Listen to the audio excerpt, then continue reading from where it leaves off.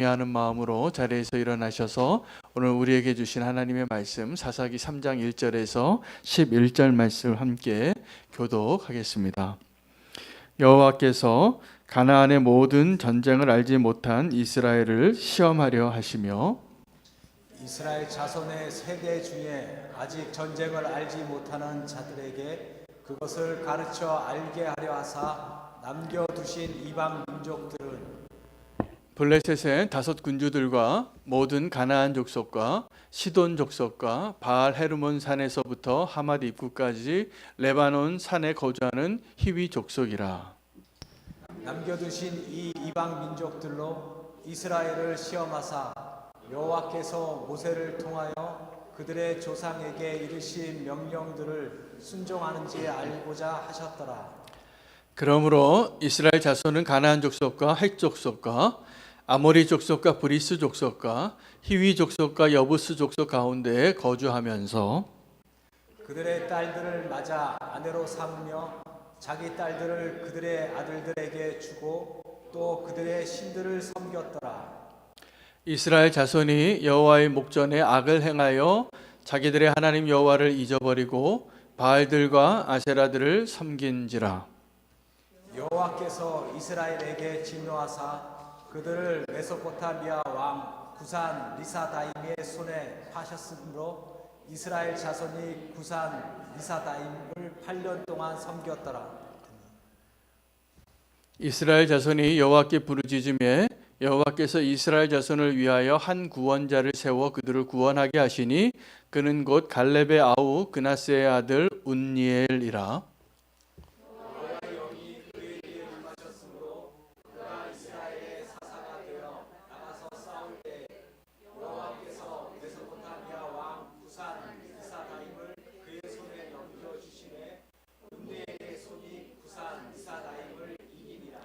함께 읽겠습니다. 그 땅이 평온한 지 40년에 그나스의 아들 운니엘이 죽었더라.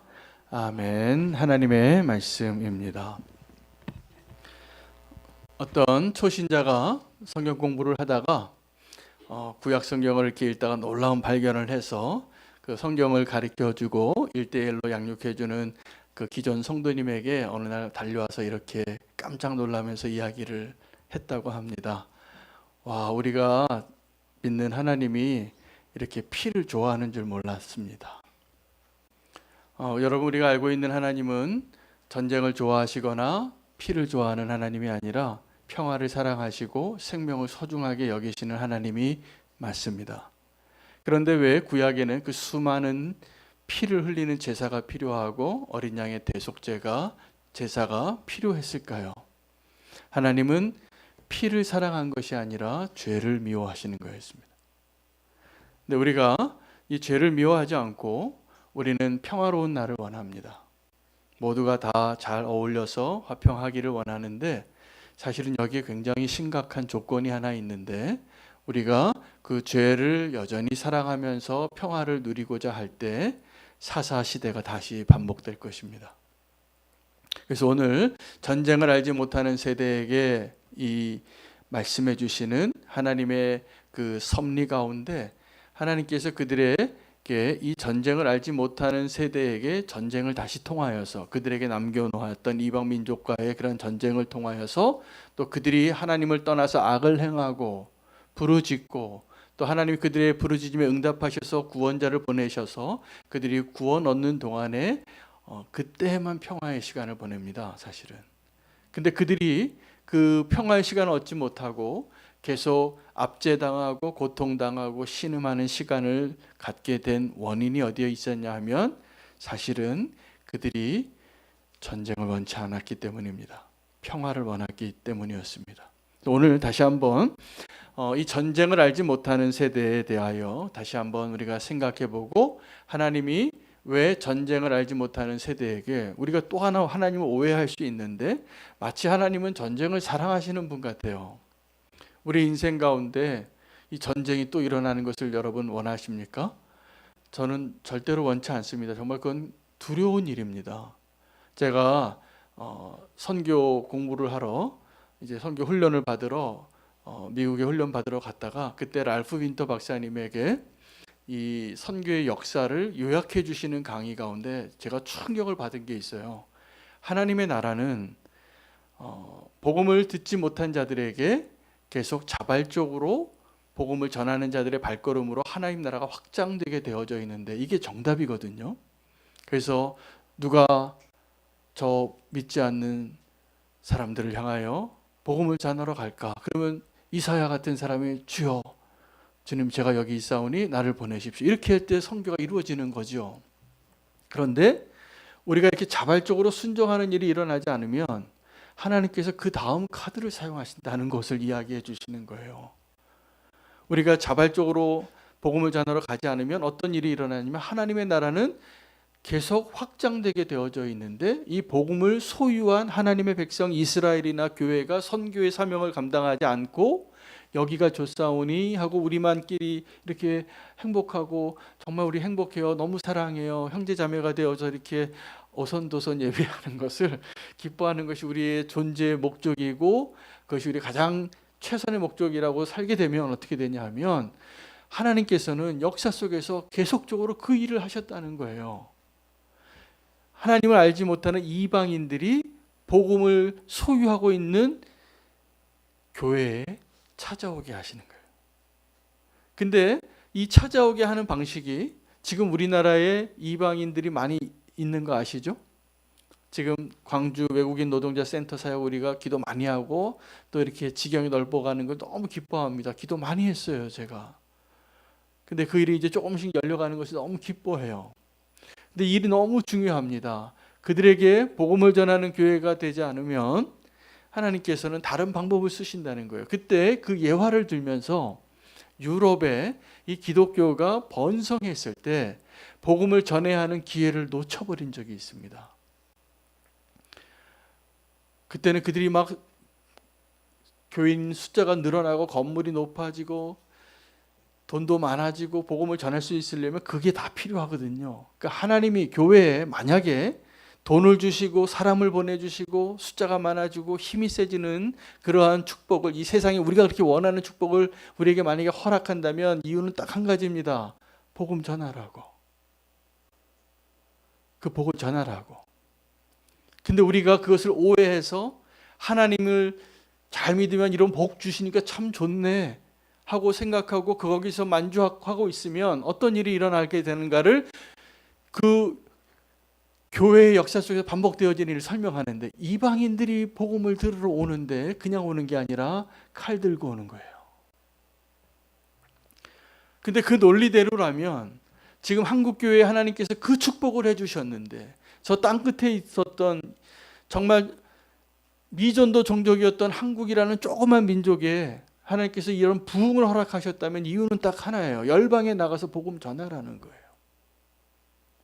근데 만약에 한국교회가 지금 그것을 하지 않으면 그때 그렇게 얘기해 주시는 거예요. 북한이 쳐들어올 겁니다. 북한이 전쟁을 할 겁니다. 하나님은 그런 적이 너무나 많았어요.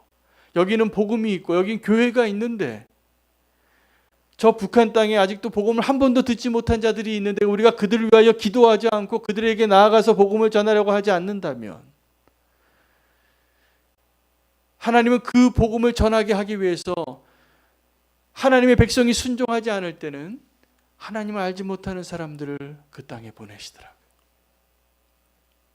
지금 이 사사시대에 그 남겨놓은 그 이방 민족들이 그들이 불순종하여서 남겨놓은 이방 민족들이었는데 나중에는 하나님께서 그들의 불순종 때문에 남겨놓은 것이 아니라 내가 너희를 시험하려고 내가 너희에게 하나님이 누구인가를 알게 하려고 남겨놓았다고 말씀하세요.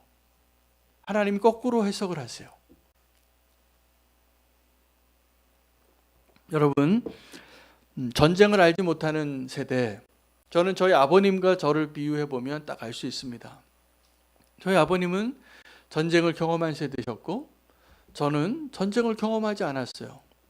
근데 그 전쟁을 경험하셨던 저희 아버님 세대가 열심히 일하셔서 우리나라의 한강 기적을 일으키고 우리는 지금 너무나 부유한 그래서 세계 10위 안에 들어가는 경제 대국이 돼서 막 문화적으로 우리나라를 막 부러워하는 그러한 시대에 살고 있는데, 한 가지 그 벽이 있어요. 똑같이 이 시대를 사는데, 저희 아버님 세대는 전쟁을 경험해 보셨기 때문에 정치적인 해석에서 큰 차이가 있더라고요. 공산주의는 무조건 싫으신 거예요. 그 공산주의의 그 압제를 피해서 저희 아버님은 이북분이신데 그 모든 재산과 기득권을 다 버리고 예수님 믿고 싶어서 자유를 얻기 위하여 그 공산 치하에서 살아보니까 여기는 사람 살 데가 아닌 거예요. 다 버리고 손에 들 수 있는 것만 들고 배 타고 마지막 피난선 타고 내려오신 거예요. 그렇게 월남하셨어요. 그리고 이 땅에서 열심히 사셨어요. 정말 열심히. 근데 저는 그런 경험이 없잖아요. 저희 다음 세대는 어떨까요? 더 하죠. 저는 저희 아버지에게 그 전쟁 때 이야기를 많이 듣고 자랐어요. 어떻게 그 어려움이 있었는지.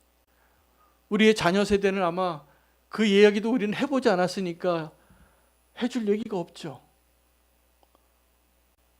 그 아이들이 자라서 어떻게 하나님의 백성이 되고 어떻게 신앙의 유산을 이어받는 세대가 될지 우리는 심각하게 고민해 봐야 됩니다.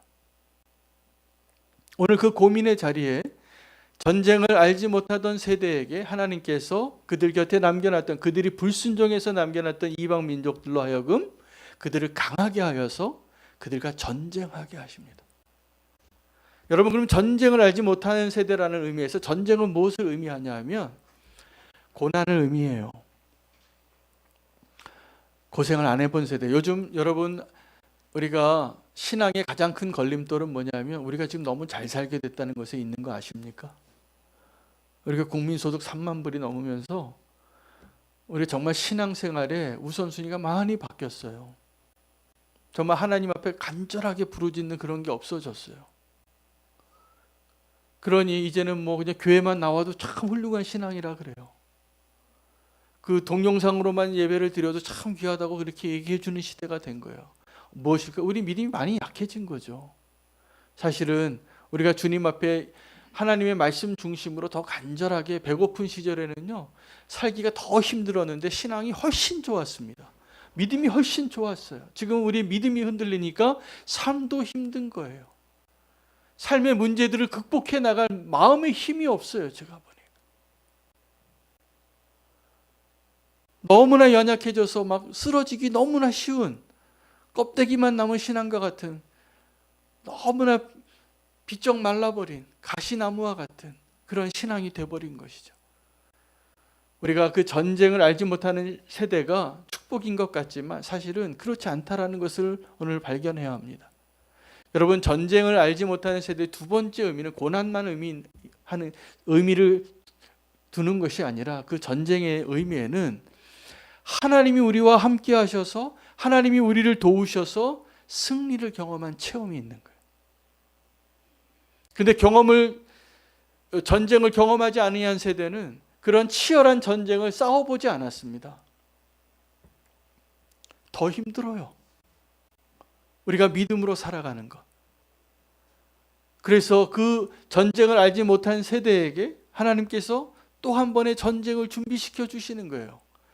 근데 그것은 하나님께서 그들을 하나님께로 다시 부르시기 위한 하나님의 큰 섭리 안에, 그 수레바퀴 안에 있는 것입니다.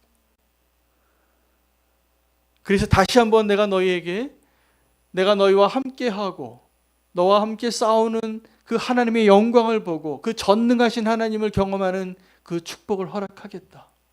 여러분, 우리에게 그 축복을 허락하시는 것을 마다하지 마시기 바랍니다. 안 그러면 우리가 그걸 정말 피해서, 그것이 두려워서 계속 전쟁을 알지 못하는 세대로 살기를 원하잖아요. 여러분, 다 지금도 저도 마찬가지예요. 지금 만약에 북한이 뭐 도발을 해서 버튼 하나 눌러서 저기 평택에 있는 미군 기지에 미사일 한번 떨어뜨려 봐요. 어떻게 되겠습니까? 이 한반도는 불바다 되는 거예요. 순식간에. 몇 시간 안에 우리가 반격하게 돼 있습니다. 큰일 납니다, 정말. 그런데 우리는 그런 것들은 전쟁을 알지 못하는 세대가 이미 되어서 다른 거 고민하느라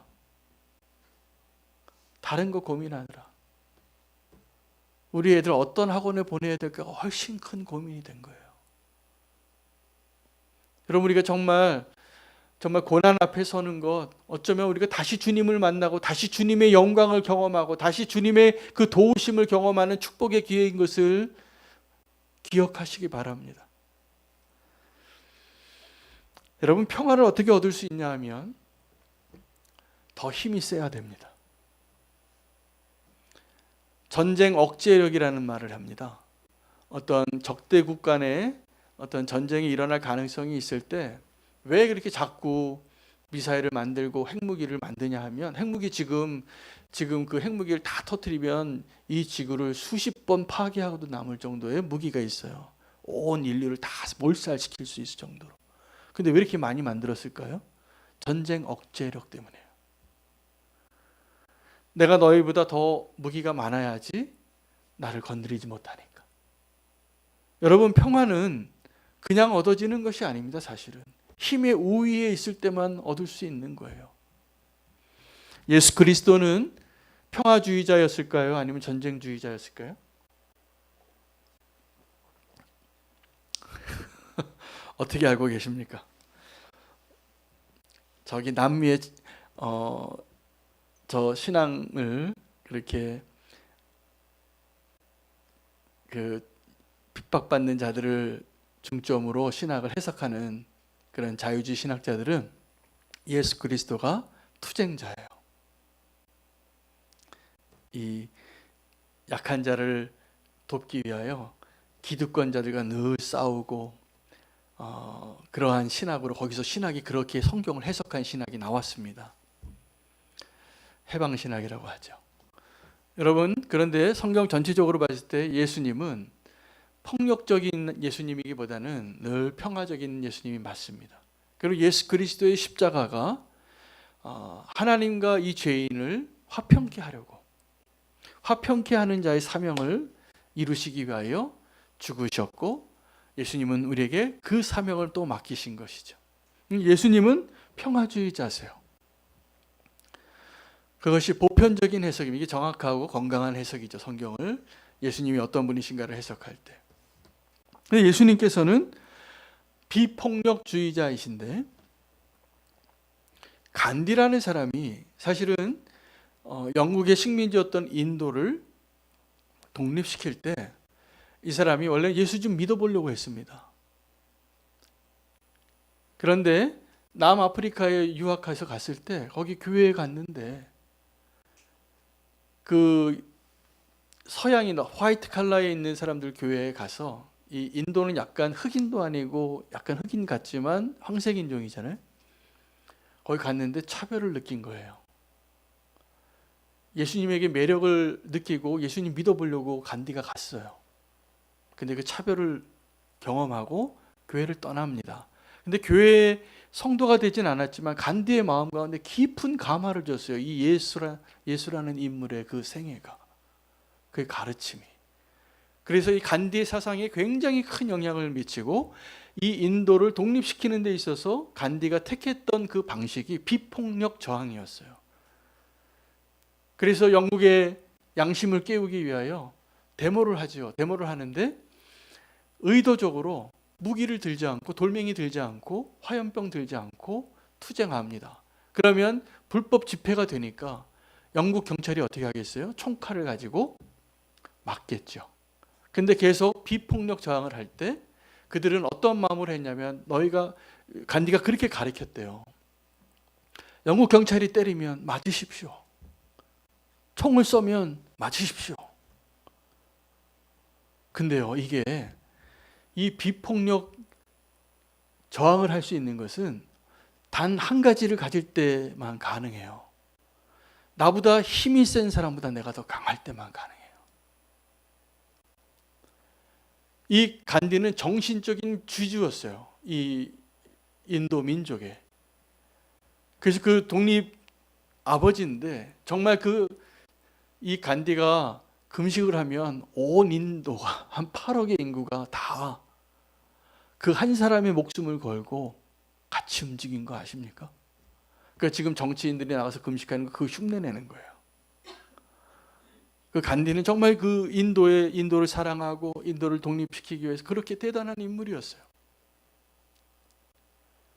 여러분, 그 비폭력주의로 나중에 이러한 인권의 문제나 하나님의 공의를 이루기 위하여 투쟁한 역사가 많습니다. 그때 공통적으로 비폭력주의로 그들이 원하는 것들을 얻었을 때 그때 사람들에게 한 가지 공통적인 모습이 있는데, 내가 상대하는 그 정권들이 다 나보다 강자예요.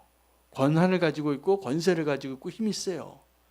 근데 나보다 강한 사람을 상대해서 내가 원하는 것을 얻기 위하여 택한 방식은 내가 더 약해지는 거예요.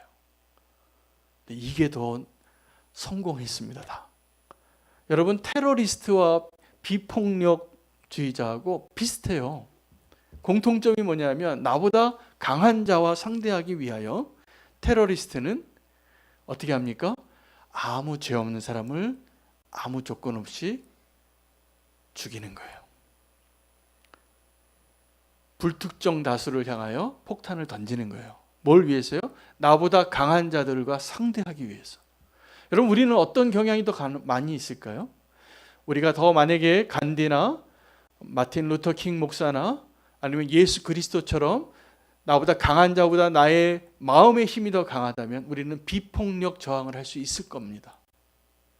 그런데 만약에 우리가 그들보다 더 강한 마음이 없다면 우리가 선택하는 선택지는 대부분 테러리스트가 하는 일들. 나보다 힘이 센 자들과 상대해서 내가 이기려면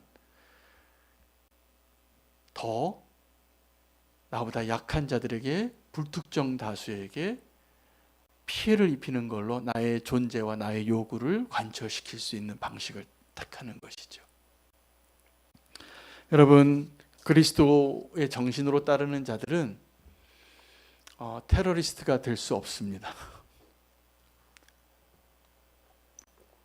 그러나 우리가 이 땅에서 힘의 논리가 주장하는 이 세상에서 우리가 더 강한 자로서 비폭력주의자로 우리가 원하는 것을 얻을 수는 있을 겁니다. 예수님께서도 그 길을 가신 거예요. 예수 그리스도의 십자가가 뭘 상징합니까? 잘못된 재판이었어요. 죄가 없는 예수 그리스도가 죄인들에게 그 시기로 그들이 막 죽이고 싶을 정도로 미워하는 그 마음 때문에 예수님을 조롱하고 십자가에 달고 고통을 주면서 죽이는 일을 허락한 거예요. 그리고 더 위대한 승리를 얻으신 것입니다. 여러분, 우리가 예수 믿는다는 것은 이런 대단한 능력을 발휘할 수 있는 자가 되는 것을 의미합니다. 우리가 예수 그리스도를 믿는 자로서 살아간다는 것은, 이 복음의 능력은, 여러분, 저는 그래서 우리가 어떤 기독교인으로서의 정치적인 어떤 것을 얻기 위하여 폭력을 사용하거나 질서를 깨트리거나 아니면 잘못된 방식으로 그렇게 저항하지 않으셔도 돼요. 사실은 예수님은 그렇게 안 하셨어요. 도리어 자기를 내어주셨죠. 그리고 정말 예수님이 원하시는 것은 다 이루셨어요. 왜요? 하나님이 정말 그 능력을 가지신 분이시니까. 여러분, 우리가 전쟁을 알지는 못하는 이 세대는 잘못된 가짜 평화를 선택했기 때문인 것을 아셔야 됩니다. 여러분, 그들이 평화를 원했어요. 왜요? 지금 하나님의 명령은 그 가나안 땅에 들어가서 악이 관영하여서 하나님이 이제 하나님의 때가 찼다. 이건 뭘 의미하냐면 저 땅에 사는 사람들의 악이 충만해졌다. 그때 보내신 겁니다. 이스라엘 민족을. 그리고 하나님께서 명령하신 거예요. 너희는 그들을 다 멸하라. 근데 왜 그들이 그걸 실패한 거예요? 여러분, 이 모습이 누구의 모습이냐면 저와 여러분이 죄와 싸우되 피 흘리기까지 싸우지 않는 모습하고 똑같습니다.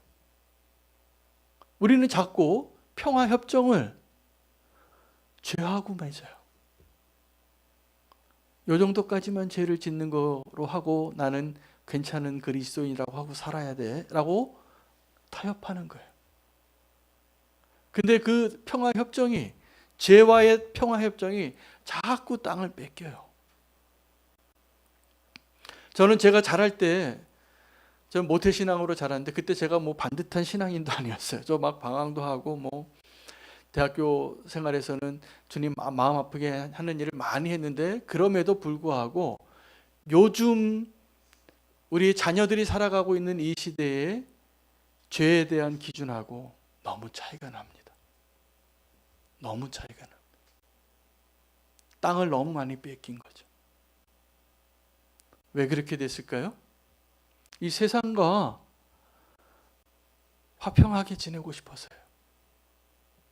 이 세상과 적당하게 같이 이 세상의 사람 같기도 하고 믿음의 사람 같기도 하고, 그래야 사회생활도 하고 회사도 다니고 학교도 다니고.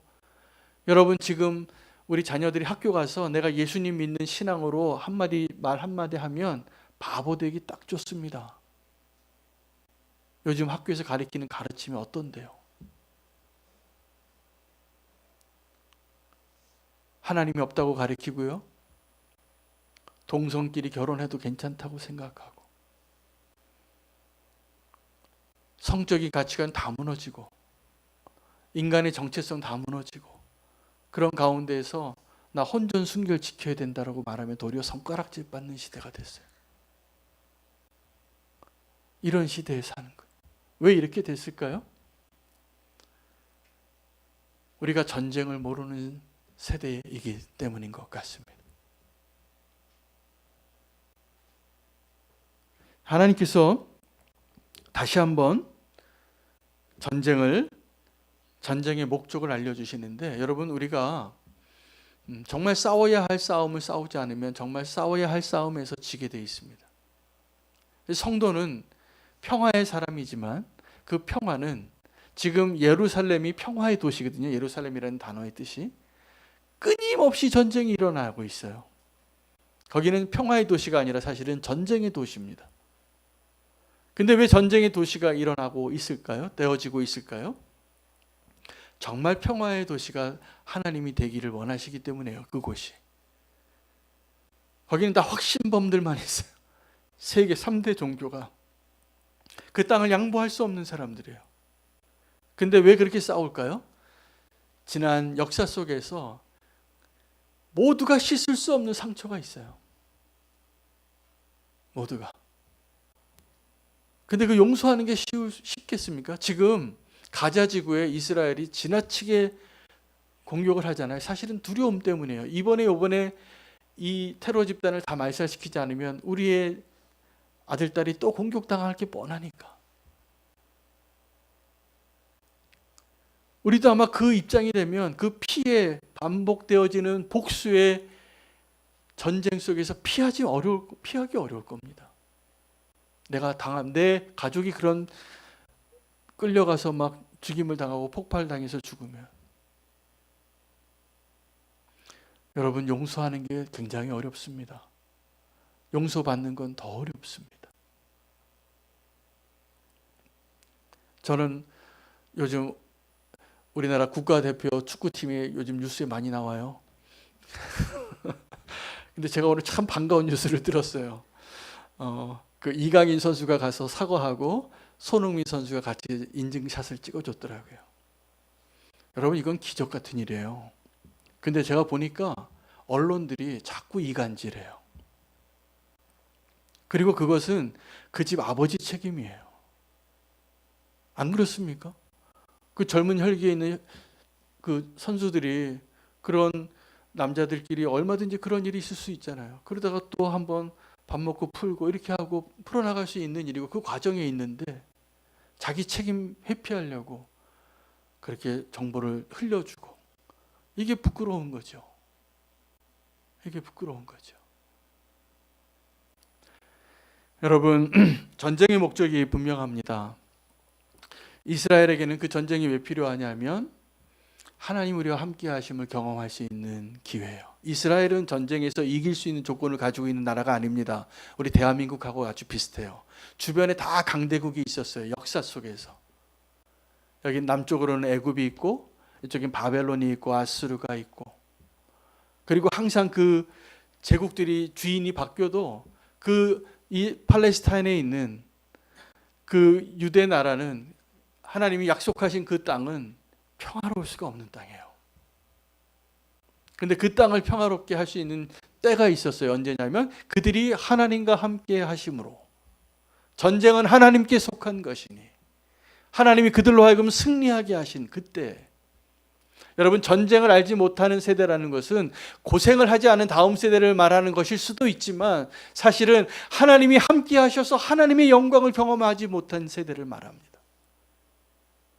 오늘 저와 여러분은 그 전쟁을 알지 못하는 세대와 같이 살지 아니하고 그 전쟁 가운데 하나님 우리와 함께 하셔서 우리는 그 하나님의 전쟁을 싸우는 자가 되어서 그 여리고성을 무너뜨릴 때에도 그들이 나팔 불어서 무너뜨린 거 아시잖아요.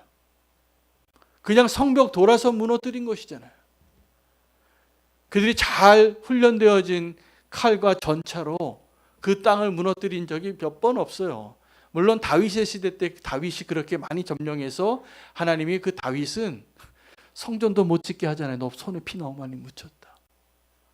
원래 하나님의 방법으로 하려면 여호수아 때처럼 그냥 나팔 불어도 무너지는 그때가 있어야 돼요. 모세가 손 들고 기도하면 여호수아가 이기고, 기도가 멈춰져 피곤해 손 내리면 또 지고, 이게 하나님의 백성이 싸우는 전쟁이었어요. 근데 그들이 하나님께 왕을 구할 때 자기의 힘으로 전쟁에서 이기고 싶은 그 마음 때문에 그 왕을 구하는 것은 이제 그 성전이 중단되는 거예요. 여러분, 우리가 믿음으로 하나님의 싸움을 싸울 수 있는 저와 여러분 되시기를 축복합니다. 그러면 하나님 우리와 함께 하셔서 하나님이 다루기를 원하시는 죄의 문제들이겠죠. 우리 싸움의 대상은 심판의 대상이 될 것이고 우리는 하나님의 축복의 도구가 될 것입니다. 근데 우리가 그것을 다 실패했어요. 가짜 평화를 우리가 택할 때가 많이 있습니다. 가짜의 평화는 뭐냐면 이스라엘이 왜 하나님이 진멸하라고 하는 그 가나안 족속 7족속이 악의 그 그릇에 잔이 넘쳤기 때문에 그때 하나님께서 이스라엘을 도와서 그들에게 성전을 명하셔서 그들을 다 멸해도 아무렇지도 않은 그 하나님의 공의의 입장에서 그들은 너무나 악했기 때문에 정당성이 있는 거죠. 근데 그때 왜 그들이 실패했을까요? 왜 그랬을까요? 풍요 때문입니다. 그리고 평화 때문입니다. 그들과 평화의 조약을 맺어요. 그리고 남겨둬요. 이것은 마치 무엇과 같냐면 우리가 믿음의 사람으로 살면서 우리 안에 숨겨놓은 드라빔, 우리 안에 함께 있지 말아야 할 것들을 포기할 수 없어서 사울 왕처럼 아각을 살려두잖아요. 그 왕에 대해서 첫 번째부터 실패한 거예요. 여러분, 우리가 하나님 앞에 평화 협정을 맺어야 할 대상은 가나안 족속이 아니고 이 세상의 풍요와 성공과 안전과 평화가 아니라 오직 하나님하고만 맺어야 됩니다. 하나님하고. 하나님 편에 서셔야 된다는 것이죠. 이 사사기는 악순환이 계속됩니다. 그들이 하나님 백성이었는데 하나님을 떠나서 악을 행해요. 하나님을 버리고 우상을 숭배하고 하나님이 그 원수들의 손에게 힘을 강하게 하셔서 그들이 압제를 당하면 그들이 부르짖습니다. 그럼 부르짖을 때 하나님 그들을 구원하시는 것이 사사의 등장이에요. 그리고 이 사사가 다스리는 동안에는 평화의 시기를 보냅니다. 평화의 시기를. 그럼 결국 그들이 평화의 시기를 누릴 수 있는 시기는 언제였냐면 하나님이 구원하시고 하나님의 구원자가 함께 할 때에만 평화를 누렸다는 것이래요. 우리 다 전쟁 원하지 않잖아요. 그렇죠? 전쟁 원하지 않으시죠? 그러면 하나님이 우리와 함께 하시는 그러한 백성을 우리 다시 결단하며 나아갔으면 좋겠습니다. 여러분, 우리가 어디쯤 와 있는지 아셔야 됩니다. 가나안 땅은 광야보다 더 힘든 땅이에요. 광야는 길이 없는 곳인데 가나안에는 길이 너무 많아요. 그러면 언제 우리가 길을 더 잘 잃을까요? 광야는 길이 없는 것 같아서 하나님이 구름 기둥 불 기둥으로 또 모세라는 지도자의 그 지팡이를 따라서 바위를 치면 물이 나오고 만나가 떨어지고, 하나님 떠날 수가 없죠. 살 수가 없으니까. 우리가 배고프고 힘들 때 예수님 잘 믿는 거랑 비슷해요. 근데 이제 가나안 땅에 들어가면 우리가 지금 살만하면, 여러분, 우리 정말 경각한 마음을 가지고 신앙생활을 해야 합니다. 오늘이 지금 그런 때예요. 우리가 하나님을 따르는 길 말고도 너무 많은 길이 있어요. 하고 싶은 게 너무 많아지는 거예요.